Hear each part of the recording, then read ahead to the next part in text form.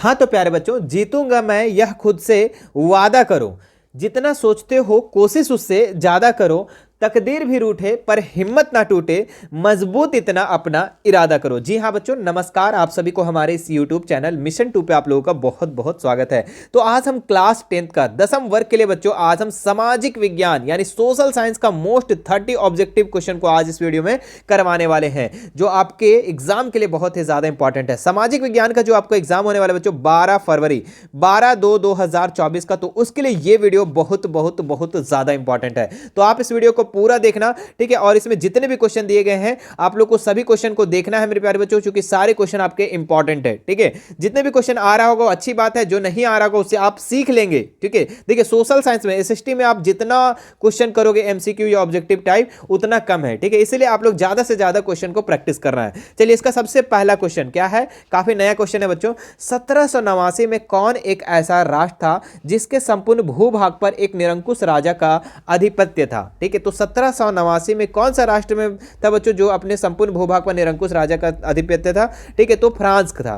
कैसे, कौन सा राष्ट्र था? फ्रांस जो राष्ट्र था बच्चों जिसमें 1789 में संपूर्ण भूभाग पर निरंकुश राजा का क्या था? आधिपत्य, ठीक है। 1789 में कौन राजा था फ्रांस का, वो आप हमें कमेंट करके बताएंगे। अगला सवाल देखिए, 1815 में आयोजित वियना सम्मेलन की मेजबानी किसने की थी, ठीक है। तो 1815 में आयोजित वियना सम्मेलन की जो मेजबानी की थी बच्चों मैटरनिख ने किया था। कौन किया था? मैटरनिख ने। ऑप्शन नंबर 4 इसका बिल्कुल सही हो जाएगा। अगला सवाल देखिए, यंग इटली और यंग यूरोप नामक दो भूमिगत संगठनों की स्थापना किसने की थी, ठीक है। तो यंग इटली यंग यूरोप नामक दो भूमिगत जो संगठन था ये जियोसेपे मैज़िनी ने किया था। कौन किया था? जियोसेपे मैज़िनी, यानी ऑप्शन नंबर 4 इसका सही हो जाएगा। याद रखिएगा, यंग इटली या फिर यंग यूरोप का स्थापना कौन किया था? मैज़िनी किया था।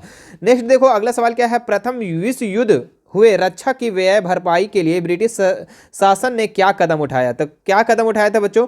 करों में वृद्धि, आयकर शुरू कर दिया, सीमा शुल्क बढ़ा दिया, युद्धों के नाम पर कर्जे लिए गए, इनमें से सभी। तो इनमें से सभी इसका राइट आंसर हो जाएगा, ठीक है। जब प्रथम विश्व युद्ध हुआ था तो रक्षा व्यय की भरपाई के लिए क्या किया गया था? लोन लिया गया था, कर्जा लिया गया था, आयकर शुरू कर दिया, करों में वृद्धि कर दिया, सीमा शुल्क को बढ़ा दिया था, ठीक है। चलिए अगला सवाल देखते हैं लोग। 5 मार्च 1931 को गांधी इरविन समझौता के जरिए गांधी जी ने कहां सम्मिलित होने के लिए अपना प्रदान की थी, ठीक है। तो कहां सम्मिलित होने के लिए प्रदान की थी बच्चों? तो गोलमेज सम्मेलन। कहां पे? गोलमेज सम्मेलन। ऑप्शन नंबर 1 इसका राइट हो जाएगा।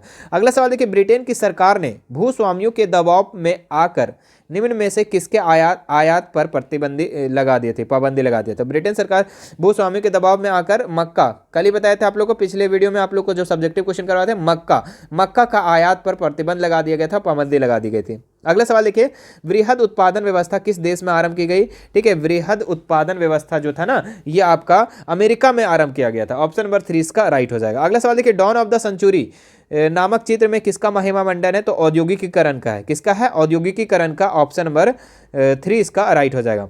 अगला देखिए, नवीकरणीय योग्य संसाधन, ठीक है। तो पवन ऊर्जा, वन, जल, उपयुक्त सभी। तो उपयुक्त सभी इसका राइट आंसर हो जाएगा, ठीक है। पवन ऊर्जा भी आपका नवीकरणीय में आ जाएगा, वन भी और जल भी, ठीक है। और सौर ऊर्जा भी आ जाएगा, ये भी ध्यान रखना। अगला सवाल देखते हैं हम लोग, पूर्वी तट के नदी डेल्टाओं पर किस प्रकार की मिट्टी पाई जाती है? तो पूर्वी तट के नदी डेल्टाओं पर जलोढ़ मिट्टी पाई जाती है बच्चों। ऑप्शन नंबर 2 इसका सही हो जाएगा। अगला सवाल देखते हैं हम लोग, पश्चिम बंगाल में बक्सा टाइगर रिजर्व निम्न में से किस प्रकार के खनिज के खनन का कारण गंभीर खतरे में है, ठीक है। तो इसका जो राइट आंसर हो जाएगा डोलोमाइट, ठीक है। क्या हो जाएगा? डोलोमाइट इसका राइट आंसर हो जाएगा। अगला सवाल देखिए, दुनिया भर में जल की कमी किन कारणों से बढ़ रही है? तो सूखा के कारणों से भी, सिंचाई की बढ़ती मांग से भी, जल की बर्बादी से। तो इनमें से सभी इसका राइट आंसर हो जाएगा। Option number 4। अगला सवाल देखिए, झारखंड में झूम खेती को क्या कहा जाता है? तो झारखंड में झूम की खेती को क्या कहा जाता है? तो वो कहा जाता है कुरुआ। क्या कहा जाता है बच्चों? याद रखिएगा, वेरी वेरी इंपॉर्टेंट क्वेश्चन है, ठीक है, कि झारखंड में झूम की खेती को क्या कहा जाता है? कुरुआ कहा जाता है, ठीक है। देखिए हम जो भी क्वेश्चन करवा रहे हैं बच्चों आपको सारे का सारा समुद्रन से करवा रहे हैं। इससे पहले भी हमने सेट एक करवा चुका है जो कि काफी इंपॉर्टेंट है। समुद्रन आपके एग्जाम के लिए बहुत ही ज्यादा इंपॉर्टेंट होता है। अगला सवाल देखिए, इनमें से कौन सी एक फलीदार फसल है, ठीक है। तो फलीदार फसल इसमें कौन हो जाएगा? दालें, चना, मोटे अनाज, ज्वार या फिर तिल। तो इसका जो राइट आंसर हो जाएगा आप लोगों का दालें और चना, ठीक है।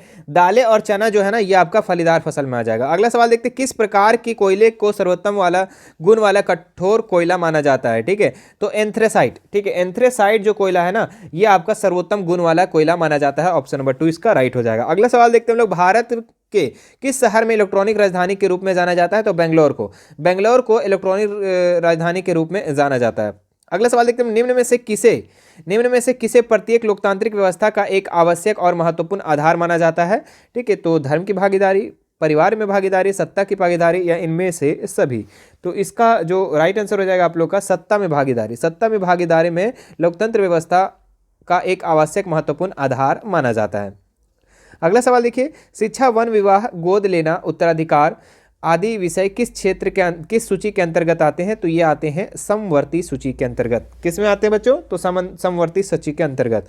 भारतीय संघ में इस समय कितना है? ठीक है, तो बताइए इसमें इस समय आप लोग का कितना राज्य है और कितना केंद्र शासित प्रदेश है, ये आप लोग हमें कमेंट करके बताइएगा। अगर ये नहीं जानेंगे तो बहुत दिक्कत वाली बात है। ठीक है, चलिए, उत्तरी आयरलैंड के जो ग्रेट ब्रिटेन का भाग है वह लंबे समय से किसकी गिरफ्त में है? ठीक है, तो किसकी गिरफ्त में है बच्चों? ये आपका उत्तरी आयरलैंड के जो ग्रेट ब्रिटेन का भाग है वो लंबे समय किसकी गिरफ्त में है?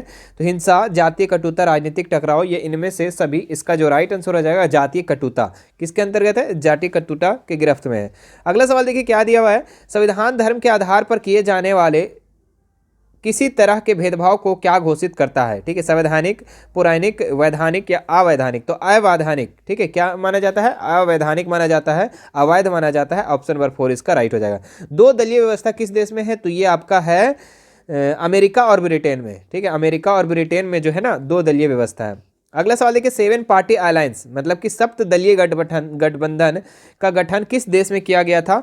तो सबसे पहले किस देश में किया गया था बच्चों? तो ये किया गया था आप लोग का नेपाल में किया गया था। ठीक है, सप्त दलीय गठबंधन का मतलब कि 7 पार्टी अलायंस, याद रखिएगा 7 पार्टी अलायंस का गठन नेपाल में किया गया था। ठीक है, अगला सवाल देखते हैं हम लोग,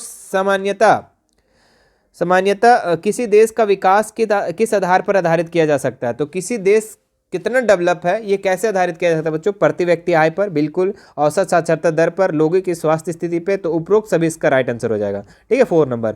अगला सवाल देखिए, निम्न में से कौन अर्थव्यवस्था की विशालता को प्रदर्शित करता है? तो विशालता को कौन प्रदर्शित करता है? सकल घरेलू उत्पाद, विश्व व्यापार संगठन, विश्व स्वास्थ्य संगठन, या फिर विश्व बैंक? तो इसका जो राइट आंसर हो जाएगा आप लोग का सकल घरेलू उत्पाद। ठीक है, जीडीपी। ऑप्शन नंबर 1 इसका राइट हो जाएगा, ग्रॉस डोमेस्टिक प्रोडक्शन। अगला सवाल देखते हैं हम लोग क्या है, कृषि क्षेत्र में किस प्रकार की बेरोजगारी पाई जाती है? स्वैच्छिक बेरोजगारी, अल्प बेरोजगारी, संरचनात्मक बेरोजगारी, चक्रीय बेरोजगारी? तो ये जो कृषि क्षेत्र में पाया जाता है ना, ये अल्प बेरोजगारी पाया जाता है। कैसी बेरोजगारी? अल्प बेरोजगारी। अगला सवाल देखिए, वर्तमान में कागज के पैसे के अलावा किस रूप में धन का उपयोग बढ़ता जा रहा है? तो प्लास्टिक मनी का जो है ना उपयोग अभी बढ़ते जा रहा है। कागज को धीरे धीरे हटते जा रहा है और ये प्लास्टिक की मनी, एटीएम वगैरह, ये अब बढ़ते जा रहा है। ठीक है, और ये अभी एक ऐसा समय आएगा बच्चों जो कि प्लास्टिक भी नहीं चलेगा, बस हवा हवा में पैसा इधर उधर होगा। जैसे कि अभी हम लोग का फ़ोन पे में जा रहा है ना, यहाँ से वहाँ तुरंत चला जा रहा है। अब ऐसा समय आएगा कि पैसा अब देखने को नहीं मिलेगा, मतलब हवा हवा में पैसा चलेगा, है ना। क्या व्यापारिक बैंक के क्या कार्य है? तो व्यापारिक बैंक का क्या कार्य है बच्चों? तो साख निर्माण, ऋण देना, जमा स्वीकार कर, निर्मित सभी। तो इनमें से सभी इसका राइट आंसर है, क्योंकि ये साख का निर्माण भी करते हैं, ठीक है, ऋण भी देते हैं, जमा स्वीकार भी करते हैं। नई आर्थिक नीति कब बनी थी? तो ये 1991 में बना था बच्चों, याद रखिएगा।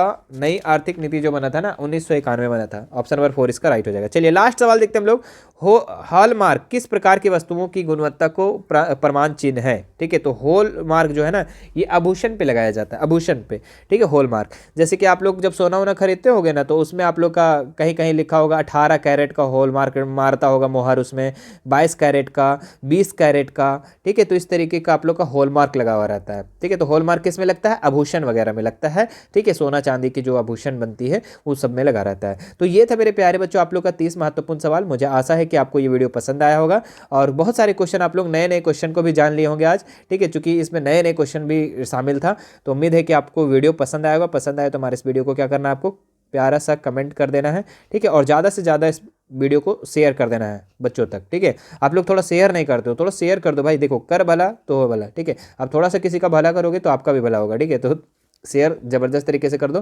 ठीक है, आप अगर मुझे थोड़ी सी भी सपोर्ट करते हो तो मिशन टू आपके सपनों को सपोर्ट करता है मेरे प्यारे बच्चों। ठीक है, तो चलिए फिर मिलते हैं नेक्स्ट वीडियो में। अगर हमसे जुड़ना चाहते हैं तो हमारा इंस्टाग्राम और टेलीग्राम और व्हाट्सअप चैनल, तीनों का लिंक मैं डिस्क्रिप्शन में दे रखा हूँ, वहाँ से आप हमसे ऐड हो सकते हैं। और आप तैयारी और भी अच्छे तरीके से करना चाहते हैं बच्चों, तो मैं सबका अलग अलग प्लेलिस्ट बना दिया हूँ। ठीक है, अलग अलग प्लेलिस्ट बना दिया हूँ, तो सभी प्लेलिस्ट जा करके चेकआउट कर सकते हैं आप। साइंस का, सोशल साइंस का, मैथ का, हिंदी का, इंग्लिश का, वहाँ से आप अपना तैयारी कर सकते हैं। चलिए फिर मिलते हैं नेक्स्ट वीडियो में। Thank you so much.